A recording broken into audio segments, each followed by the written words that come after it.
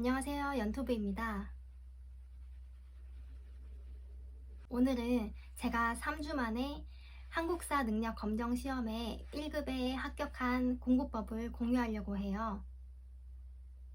요즘에 공무원 되시려는 분들도 그렇고 공기업 들어가시려는 분들도 한국사 시험이 필수거나 아니면 가산점이 붙는 시험이잖아요. 그래서 준비하시는 분들이 많을 것 같아서 최대한 단기로 끝낼 수 있도록 저의 공부법을 공유하려고 해요.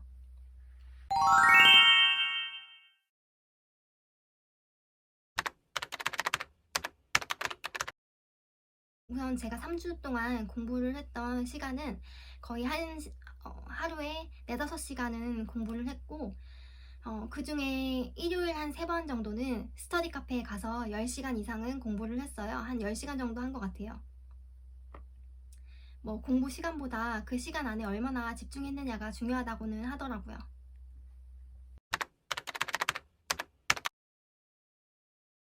교재는 최태성 선생님의 별별 한국사 심화 상학원과 그리고 기출 문제집 500제를 제가 풀었고요.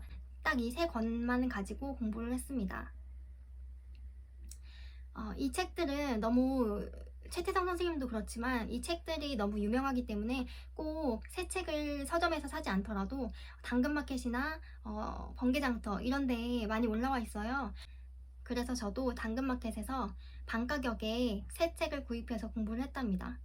지금 1급을 따고 나서는 다시 당근마켓에 올려서 팔았어요. 금방 나가더라고요.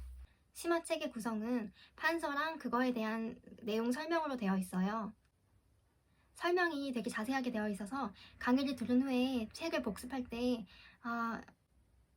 이게 무슨 말이었지? 분명히 강의 때 들은 것 같은데 이게 뭔지 모르겠다 할 때 강의를 굳이 다시 듣지 않더라도 책에 있는 설명을 보면 돼서 그게 되게 좋더라고요. 시간 낭비를 굳이 하지 않아도 되니까요.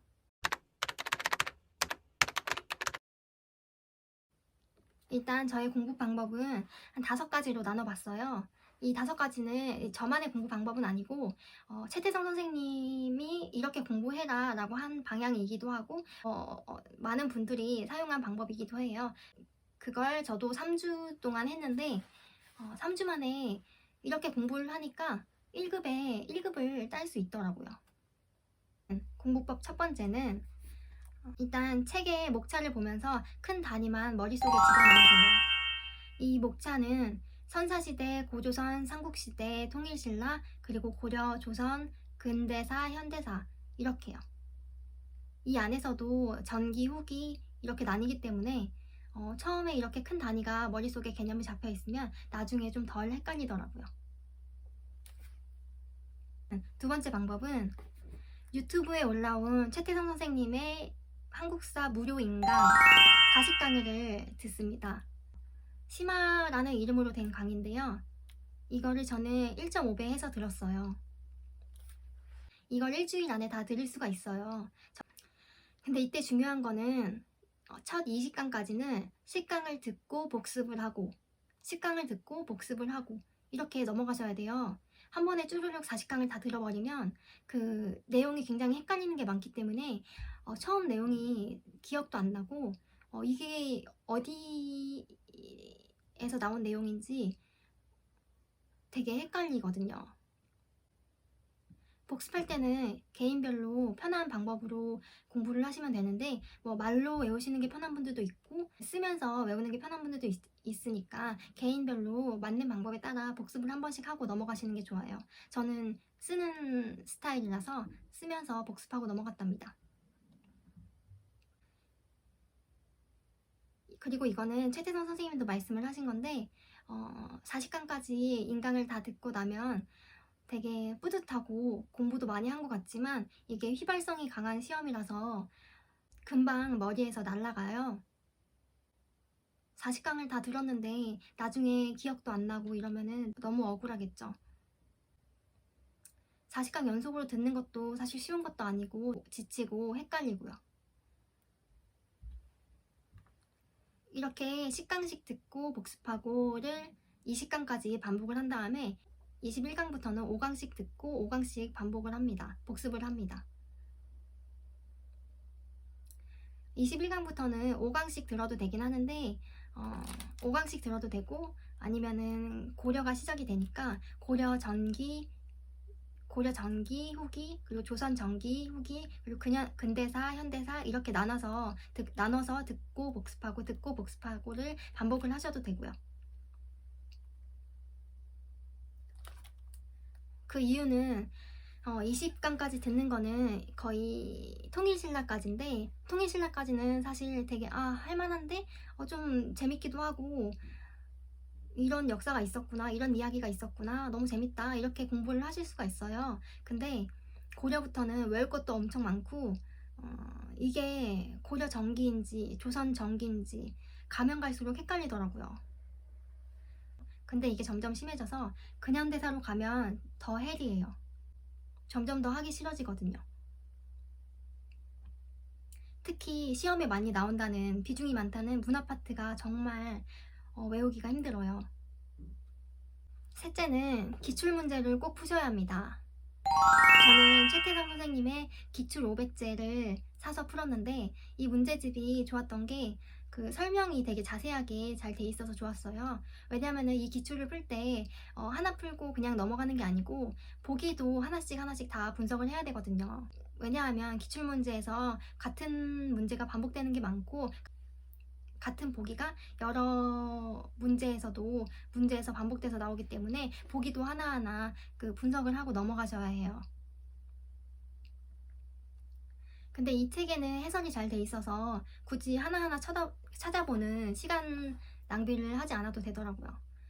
저는 시간이 촉박했기 때문에 3주 안에 다 1급을 땄어야 됐는데 보기 하나하나에 대한 설명을 찾아다니면 시간이 엄청 낭비가 됐을 것 같아요. 그리고 이 기출 푸는 게 중요한 이유가 아무리 인강을 듣고 판서를 공부를 해도 책을 한번 기본서를 봤어도 기출 문제를 보면 이게 적용이 잘 안 돼요.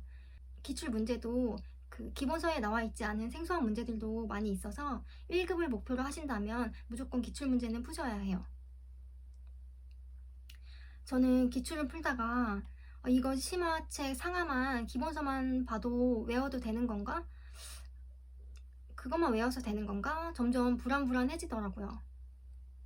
막상 시험지를 받았는데 모르는 문제가 잔뜩 있을 것만 같은 느낌이 불안감이 많이 들었어요. 넷째로는 오답 노트를 만드시는 게 좋아요. 이것도 최태성 선생님이 만들라고 하신 거기도 한데 이게 참 도움이 많이 되더라고요. 오답 노트에는 기출 문제를 풀면서 헷갈리는 거나 모르는 것들을 적고 보기도 하나하나 분석을 하시면 돼요.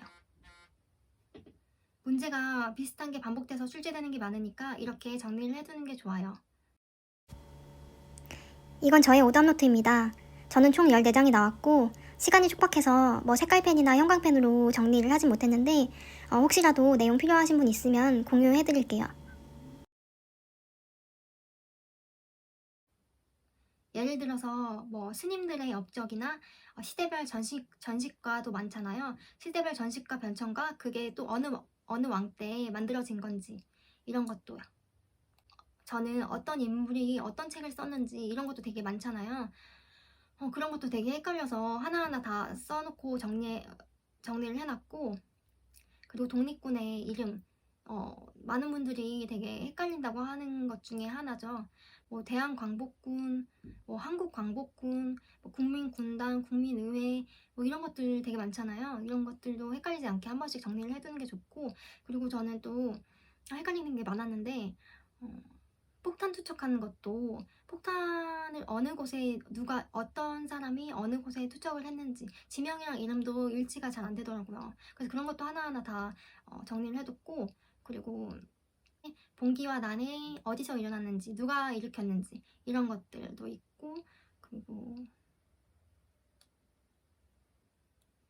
그리고 시대별로 행정부나 군대의 이름도 다 다르잖아요.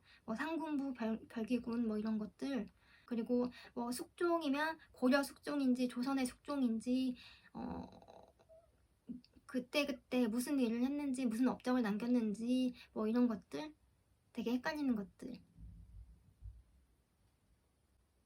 이런 것들을 오답 노트에 정리를 해두고 계속 볼 수 있게 하는 게 좋아요. 그리고 한국사 시험은 다른 시험과 좀 다르게 그 시험지를 나눠주는 직전까지도 자기 공부를 할 수 있게 해주더라고요. 그래서 그때 굉장히 유용하게 오답 노트를 활용을 했습니다.